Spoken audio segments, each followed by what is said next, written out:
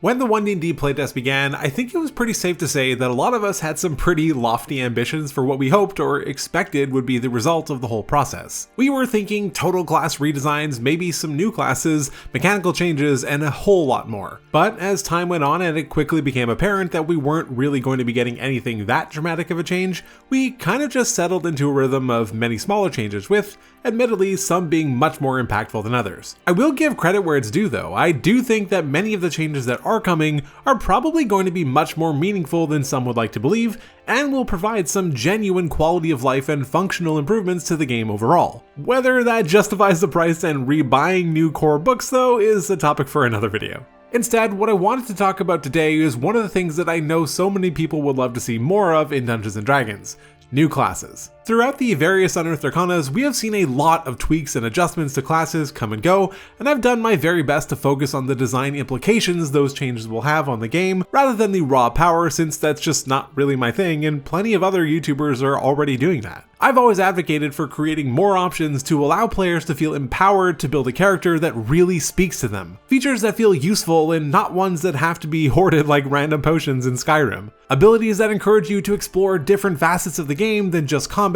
and ways that allow you to engage with your party and the environment in meaningful ways. Fortunately, Dungeons & Dragons has an incredible third-party creative community, and among those creators are Kelly MacLachlan and Monty Martin of the Dungeon Dudes. I don't really think I need to explain who they are for anyone watching this video, but they were also a huge inspiration to me in not only creating this channel, but also in helping shape a lot of my ideas and philosophy about how I approach the game in general. The Dungeon Dudes recently released a new book for their homebrew world entitled Sebastian Crowe's Guide to Drakkenheim. It's an incredible read with so much to enjoy, but what I wanted to focus on today was the new class that appears in the book, the Apothecary, which really hits on all of the elements that I touched on earlier of what I believe to be a well-designed class. So much of what we see in the Apothecary are things that the team at Wizards of the Coast should be looking at and taking inspiration from when looking to the future for an eventual new edition, because so much of it feels so right. So let's talk about the Apothecary. I just want to be very clear up front that this obviously isn't a sponsored video or anything like that. Despite the fact that, like the Dungeon Dudes, I am also Canadian, no, we don't actually all know each other. But please do go pick up a copy of Sebastian Crowe's Guide to Drakkenheim. I've left links to everything Dungeon Dudes related in the description below, including where to get the book. Trust me, you will not be disappointed. Apothecaries are both medical experts and powerful practitioners of the arcane. They dabble in the occult and with alchemy, all in the pursuit of greater knowledge, and by extension, greater power. Progression-wise, Apothecaries function similarly to how Warlocks do in 5th edition. Their spell progression is a riff on the Warlock's Pact magic feature, though in my opinion is honestly much cleaner and isn't dissimilar to what I advocated for in the 1D&D rework of the class. Though they also top out at 5th level spells at 9th level, the rate at which they accumulate those spell slots is greatly improved over the Warlock. Also at 9th level, the class will have access to 4 spell slots compared to the Warlock's 2, and top out at 6 by 17th level compared to the Warlock's 4. Additionally, they basically always have one more cantrip than Warlocks have. This progression and access to spells allows the character to really feel like they have the ability to actually use their spells with a little bit more flexibility and not like they need to hold on to each slot for dear life. I'm currently trying to reach a goal of 5,000 subscribers by the end of the year, and I've been blown away by all of the support recently,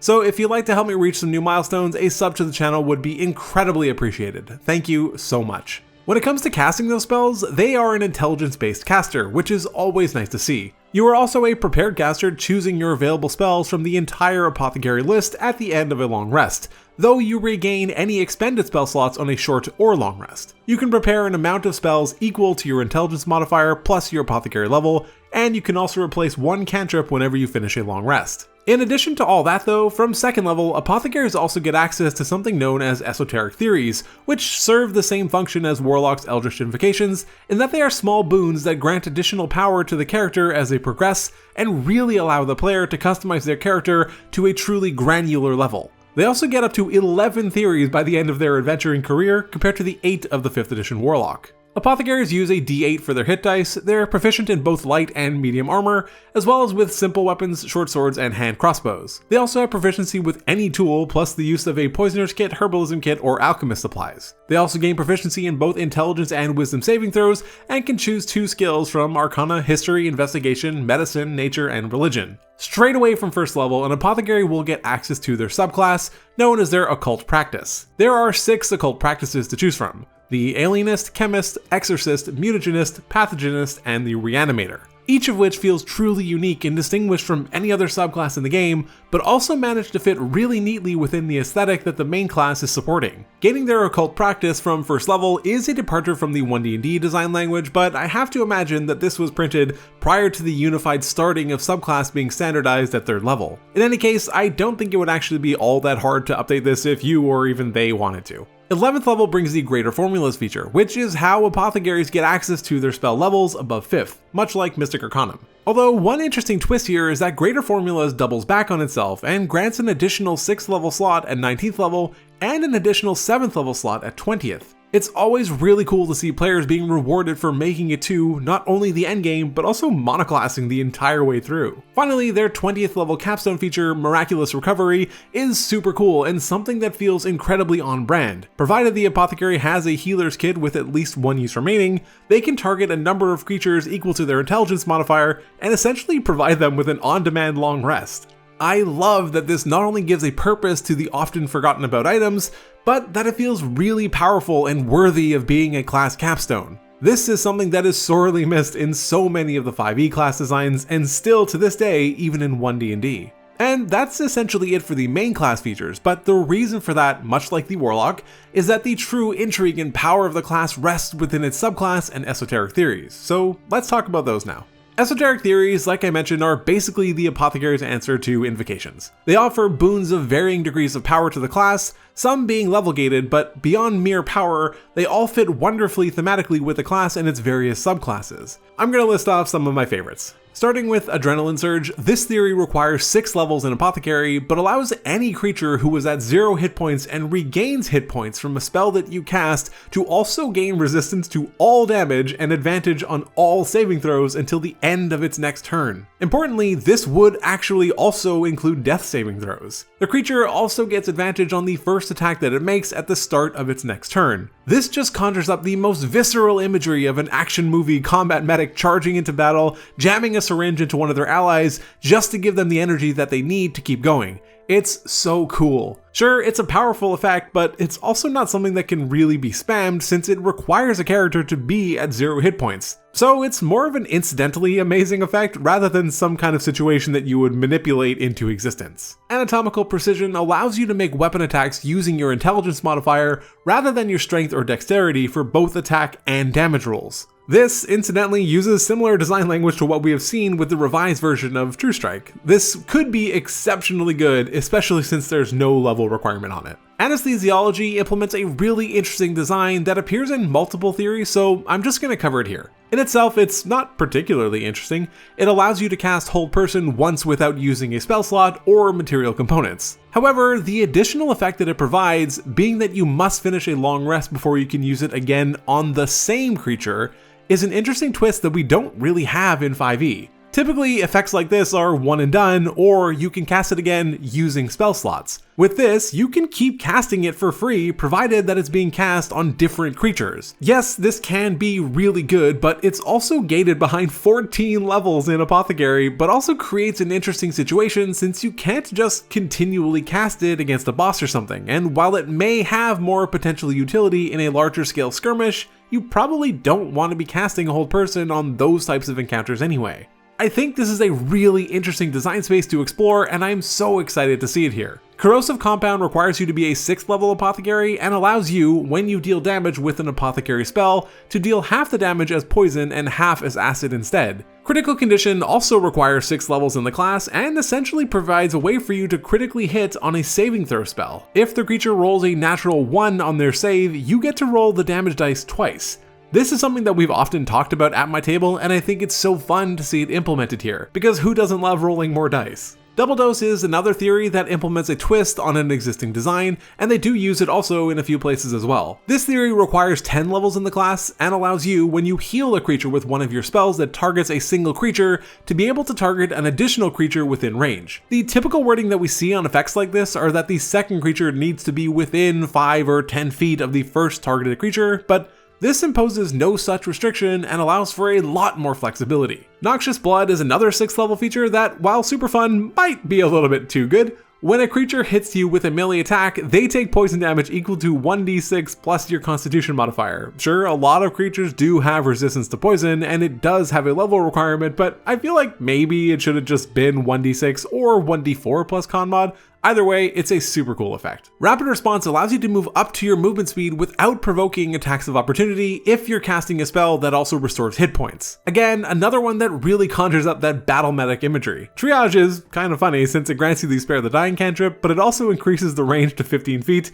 which is essentially what the reworked version of it does that we saw in UA 8. Vivisection channels a little bit from the Champion Fighter and allows critical hits on a roll of 19 or 20. I've barely scratched the surface on all the different theories here, but it should be clear that there is a lot of variety and versatility that they create for a player to really let them flesh out a character build exactly how they want, especially since you're going to be learning up to 11 of them through 20th level. I think it's pretty obvious that a lot of these are also pretty powerful, but the ones that are often tempered with level requirements or other usage restrictions, but in any case, I'm totally okay with the average power level on these being a little bit higher since they push the envelope on typical 5e design in a lot of ways and propose new ways of engaging with the game, the environment, and your allies. And I think that that is way more important than worrying about a specific power level. This is what design and iteration is all about, pushing boundaries and seeing what works. Moving on to the subclasses, I'm not going to go into a ton of detail on each of the 6 because that would just take way too long, but I will provide some high-level overviews of what you can expect from each. The Alienist allows the character to really tap into the mind and provides much more of a psionic twist on the class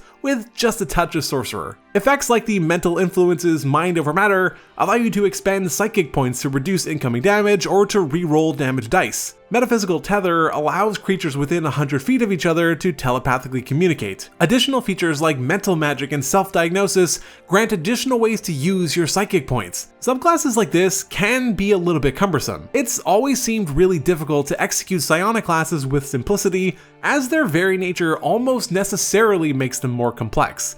I'm getting a few flashbacks to the UA Mystic here. The Alienist, though, while still not immune to the potentially overwhelming nature of psionic classes, does a great job at slow rolling out the features at various level breakpoints, so it doesn't feel nearly as overwhelming. The Chemist is almost like an elementalist of sorts. They specialize in the areas of caustic gases and explosives, which manifests itself in having immense control over elemental spells. Certain elemental cantrips are able to target multiple creatures, you can grant resistances, and you can store spells in bottles and even change the elemental damage type and massively power up your other elemental spells. All around, this seems like a really fun way to play with a very underexplored facet of the game. Exorcists are well versed in all things evil and seek to cleanse the world of its influence. I love the line in the description that the Exorcist stands as the shield between the realms of men and those of monsters. Mechanically, the Exorcist bears a lot of resemblance to the Cleric, with features like Exorcism, which can turn undead, celestials, fae, or fiends. They can cure allies of certain conditions, empower their healing, and even potentially negate spells or other attacks. This subclass has all the makings of a very powerful support in a group.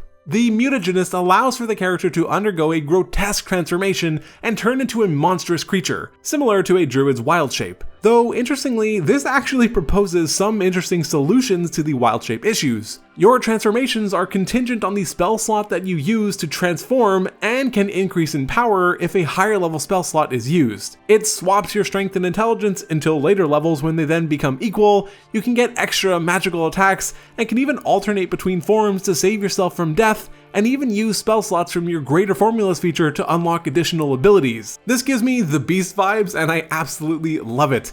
I also particularly enjoy the use of meaty fists in the description. It kind of reminds me of Matt Mercer constantly saying toothy maw on Critical Role. The Pathogenist is a master of contagious disease, which maybe hits a little bit too close to home in 2023. The subclass really doubles down on an incredibly underutilized mechanic in the game: disease, and provides some really creative directions for it. Whenever you're casting a spell that inflicts a disease, which they have added many new ones, you can apply additional effects to the disease based on the ones that you have learned at certain level breakpoints. You can even make the disease so potent that it ignores disease immunity at 6th level, and even spread it to multiple creatures when one is infected. Higher levels even allow you to apply multiple different effects on a disease simultaneously. Finally, the Reanimator, the Masters of Life and Death.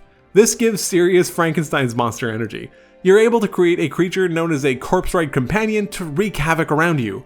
It can also protect you, make multiple attacks, and even grapple enemies. You can also even use the reanimated head of a dead humanoid to provide additional benefits to you. It should be pretty clear here that each of these 6 subclasses really do feel unique in very meaningful ways and help guide a player toward a particular vision that they may have had in mind. One final point that I wanted to make about power, it definitely feels like this class trends a little bit higher on the power curve than most official releases that we see through Wizards of the Coast. As far as I'm concerned though, that really doesn't matter because the way it does so isn't really through insane numbers and broken abilities, but rather by just providing a player with options. Choice is such a fundamental aspect of games like D&D. It's what makes each character feel unique and distinct from one another. I very often spoke about how I feel the option players of certain classes have are too limiting, which can make classes feel far less dynamic and even less powerful. Here though, you get choices, but none of those choices are really overwhelmingly complicated, and many are progressive, like the alienist and their psychic abilities. You're not bombarded with 15 things all at the same time. You get 2 or 3 at a time to work with. It's elegant and makes the player experience feel that much better. I especially love how they double down on largely ignored mechanics in the game that have so much potential, things like diseases and element swapping, and really explored that space in a way that we haven't really seen in 5th edition. The Apothecary is a wonderful example of class design, and that I really feel like the team at Wizards of the Coast should take inspiration from when looking to create future versions of the game. Create more choices that empower players to explore their world and their characters like never before. If you enjoyed this video, consider subscribing to help me reach my goal of 5,000 subs by the end of the year. Definitely pick up a copy of Sebastian Crowe's Guide to Drakkenheim. The links are all in the description below. But otherwise, take care.